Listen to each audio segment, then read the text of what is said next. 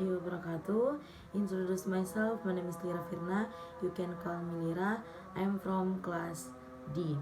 Oke, di sini saya akan menuntaskan mid project dari matkul perkembangan peserta didik. Jadi judul yang materi yang saya akan paparkan yaitu perkembangan peserta didik.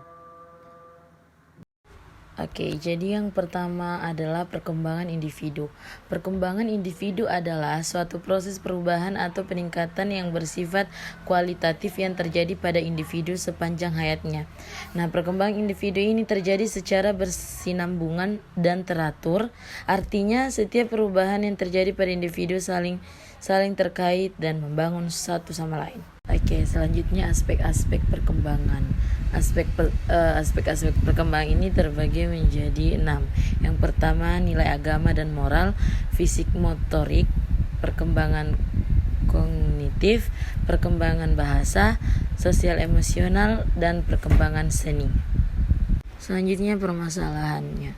Yang pertama, masa bayi baru lahir 0-1 bulan, adaptasi terhadap lingkungan luar rahim, kebutuhan dasar seperti makan, tidur, dan buang air besar menjadi fokus utama, mulai mengembangkan kemampuan sensorik dan motorik kasar, membentuk ikatan dengan pengasuh utama.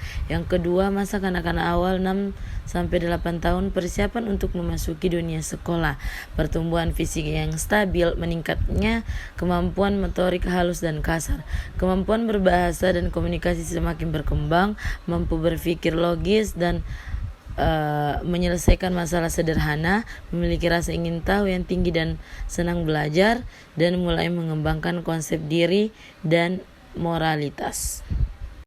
Yang ketiga, masa pubertas 12-18 tahun. Terjadi perubahan fisik yang signifikan akibat hormon pubertas, perkembangan emosi yang pesat, munculnya rasa ingin tahu tentang seksualitas dan identitas diri, mencari jati diri dan kemandirian, rentan terhadap tekanan sosial dan emosional, membentuk hubungan yang lebih dekat dengan teman sebaya.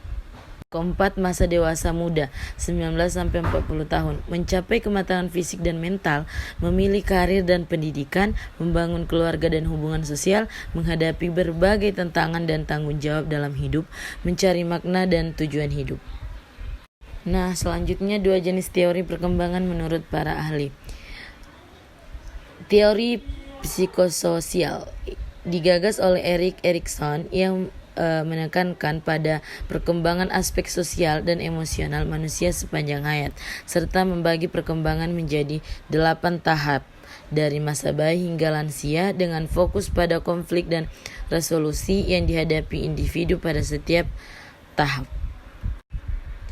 Teori kognitif digagas oleh Jean Piaget, menekankan pada perkembangan kemampuan berpikir dan memahami manusia, membagi perkembangan menjadi 4 tahap dari masa bayi hingga dewasa muda, dengan fokus pada cara individu memproses informasi dan memahami dunia. Baiklah, yang terakhir, materi perkembangan kognitif. Nah, perkembangan kognitif adalah proses perubahan yang terjadi secara bertahap dalam kemampuan manusia untuk berpikir, memahami, dan belajar. Nah, proses ini dimulai sejak bayi lahir dan terus berlangsung sepanjang hidup. Oke, sekian materi yang saya paparkan. Saya kira wassalamualaikum warahmatullahi wabarakatuh.